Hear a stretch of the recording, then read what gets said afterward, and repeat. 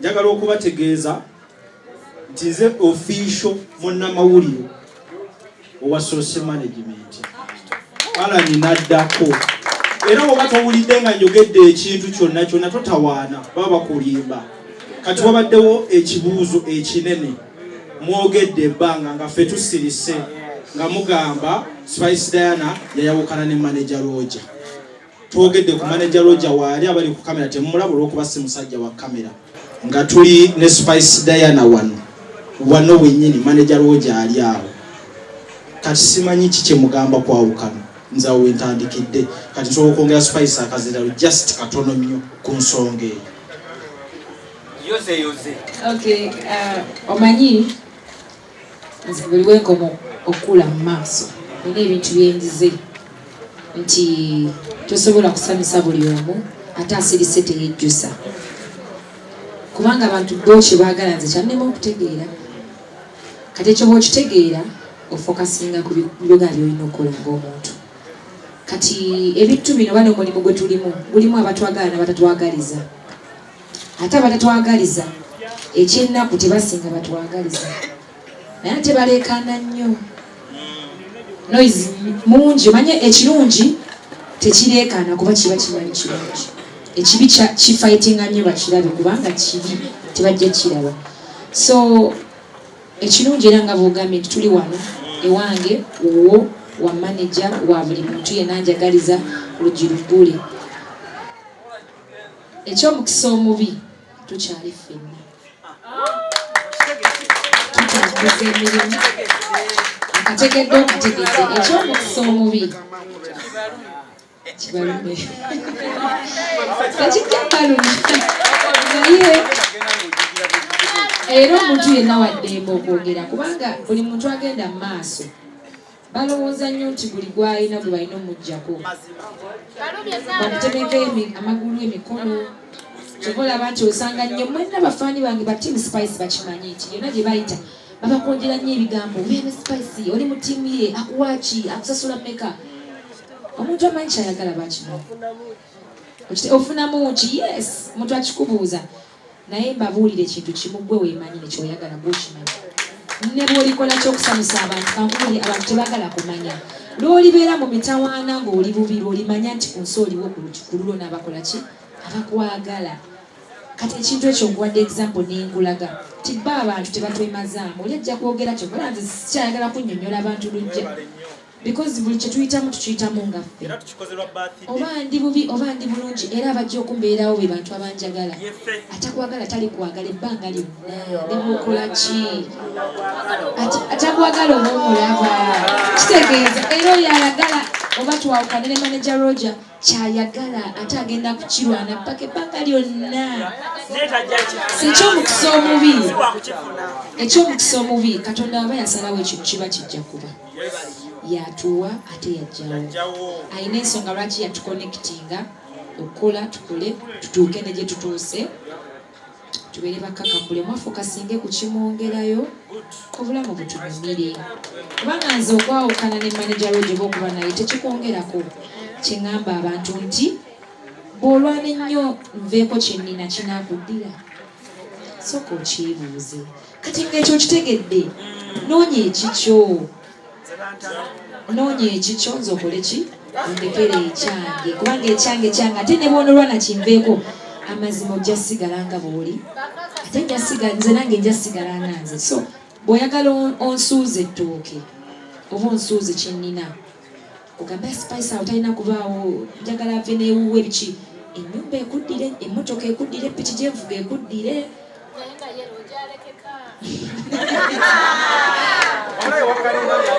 mwana tujja kusulayo akagamba kakamubeeri ojayita wano emisinde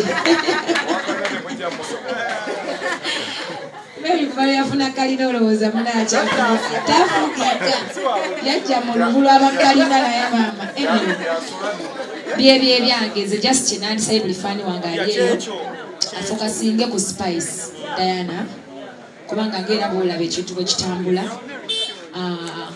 tutambuza ekintu bulungi tuli mu kukola bitutwala mu maaso tulina concert nga 10 January ate emyaka gye tujaguza si just concert emyaka 10 kati so kitegeera omuntu yenna atayagaliza spice kutuuka myaka 10 obulumi bwalimu mba mutegeera naye kakkana mumu omanye ekintu kimu nti Katonda yekka yasalawo mutonzi waffe yasalawo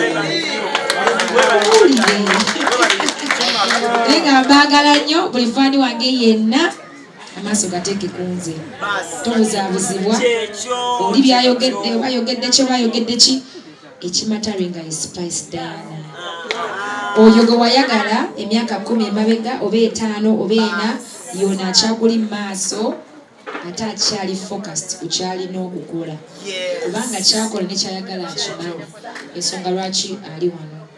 Diehards be bano ba Spice Diana diehards nabo bongedde ku birabo Spice Diana musiye mchero banyawo ne basebo amanya eddoboozi official promoter Spice Diana TikTok Instagram anywhere now for 5 years.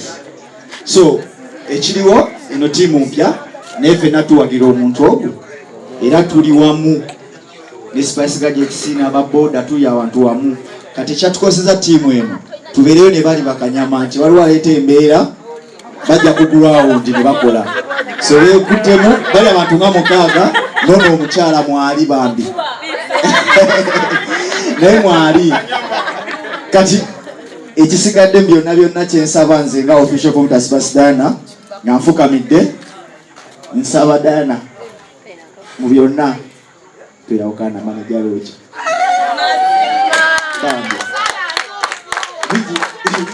biki byakola namulaba nze kutegeera obulungi ennyo n'okwagala because of him and Frank so tusaba n'abalala mikwano gyange tuyawukana manager looki wow. Thank you so much. Asanyu mu maziga. Abasanda z'omuwattola ko n'awa kw'abantu bo. Weebale. Mazima yongera muwe ku by'omuwa tajja yekka ase yabinga. Spice Diana omutima omugabi nze kusabira buli kyokwatako kirabe okuva ku mutwe bakubere okasana ya Spice the good example mu mulembe gwe alaso obumu mu bayimbi era abayimbi bali tebakimanyi nti balina okwewa mu nakitandikako omuyimbi bakola kikulo Spice Diana wagira omuyimbi itaikimeka amukapata yakasembayo bafanye ba Spice muliwa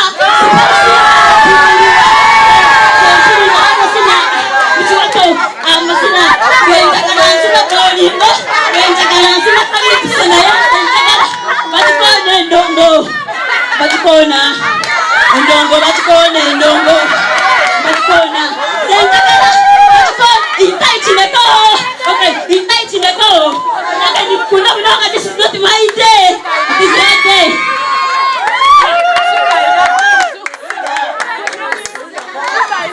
Waliwo kyotulyazamanyiza katono nnyo nga kutala kiwiza gye nayimbire mu Spice ukaliko onyenyeza ebbina ejaketi ebisi soko kati nyenye ebituufu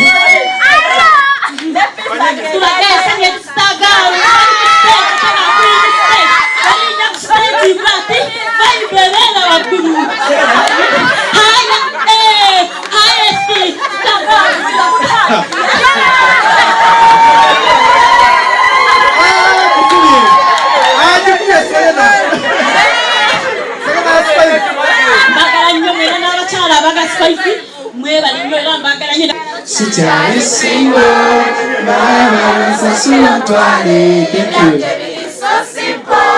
Baby boy sanula, nilekula kama songa zolela. Baby boy sanula, nilekula kama songa zolela. Nilekula kama party, baby you're loving somebody else. Nilekula kama party, baby you're gonna wanga baby yola. Nawe tofisa, omukwana kwa baby mutisa ze. Kana kufiringa, nayana niko chitinga. Elikoyo hasinga hatini, feeling me. Baby, in your heart in baby. Your heart in me. You say you love me. Now you take my life for granted.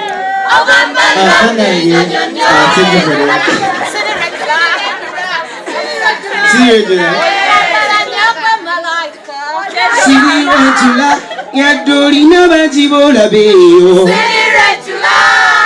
yadolina bajibola ba abanange mbali kyengagala osembayo nakayima kenyagala okuyimba it's a prayer naye nga banaye spice mwagala nnyo nanze ng'omuntu muyinza okuba mbadde temumanyi ayinza okuba nnyambyeko kiyinza okuba si kinene nnyo naye nga ate nze nkiraba ng'ekinene spice yankolera challenge yange mu luyimba lwange olupya nga taluwulirangako naye nalunkolera nalunterayo nali sikikkiriza so I had to be here Bambi nzije nange nkusanyuseemu kensobola so enesaala egenda wuwo Mukama Katonda akwongere n'omutima gwo omulungi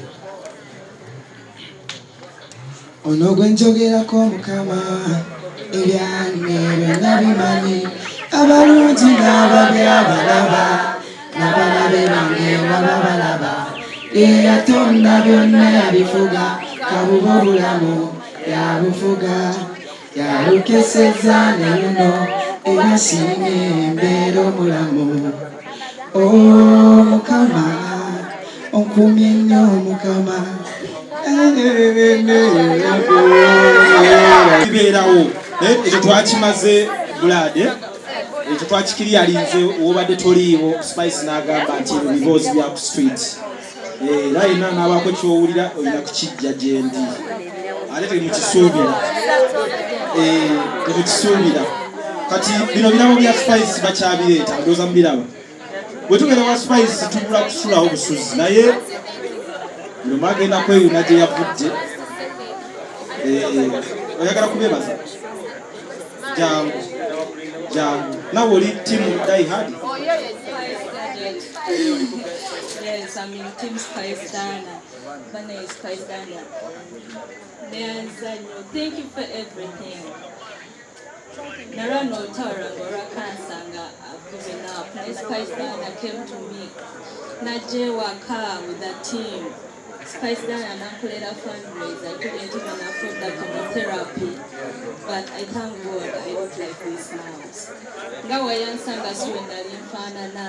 Nenzimba nga sichala banakulaba but I thank you Spice Dana. Naino limba renalinga limba wasemba yona. So whenever I go to Cancer Institute I just sing you're not alone, Tony we can, yes, I love that song. Thank you very much Diva, I love you so much. Right now I have nothing to give you but thank you very much. Thank you. Bale tetugenda kumaliriza bwe tutaasalewo kumaliriza. Nze neebaza Spice Gadgets, neebaza bano abakyala ba Spice Diana, bamaama be basenga be, neebaza muganda wange Spice Diana Die Hard team eyo, neebaza team Boda Boda, neebaza Source Management okutwaliza ewamu. Mwebale nnyo. Nebaza manager Roger, nebaza Spice Diana brand, fena gye tuliko kwe tuliira. Nebaza buli omu ali wano mu kiti ky'oli mu capacity gy'oli mu yonna yonna. Ab'amawulire ba bloggers mwena tubeebaza, mwebale kutambula na Spice Diana. Mwebale kutambulira ku mazima, mwebale kumwagala naye abaagala nnyo. Ogamba otya nga tetunnabate. Baagala kwogera essaawa eno. Ani yaganya okugula ba Spice Gadgets jangu ndowooza Spice Gadgets baba balina nawe kye bagamba Spice nga tumusiibula ani akwata kazidalo osobola n'okataabuza n'owaayo n'omulala sita muli waka. Mukama Katonda yeebazibwe tusanyuse nnyo olwaleero okuba wano era tuli basanyufu nnyo okuba nga tujaguza emyaka gyo gino ng'okyali mu ndongo n'okusingira ddala. Mukama abadde w'amaanyi era wa buyinza era nsaba tukikubireko mu ngalo. mwami waffe omulungi Spice Diana webale kutwagala okwagala kw'otulaze kw'amaanyi nnyo era naffe tukuyigiddeko bingi era tukusuubiza tugenda kukola ebyo byonna by'okola kuba tubyegomba ate era tuyigiddemu kuba by'okola byonna birungi. Nyongera okubategeeza bannange naddala bannamawulire oluusi abaddeyo ne mukuba omuyimbi ono omuyimbi waffe tasobya omuyimbi teyeetonda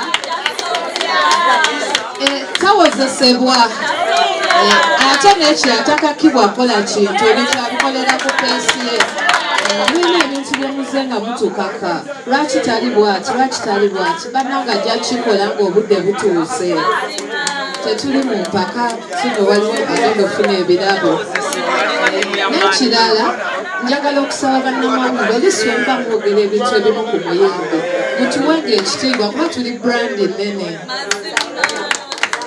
kati kweno birthday mbeebaza okuba nga ffenna tukuŋŋaanidde wano mwebala olw'omukwano gwe mulaze omuyimbi waffe naffe tubasuubiza tujja baagala naye atamwagala naffe tetujja kwagala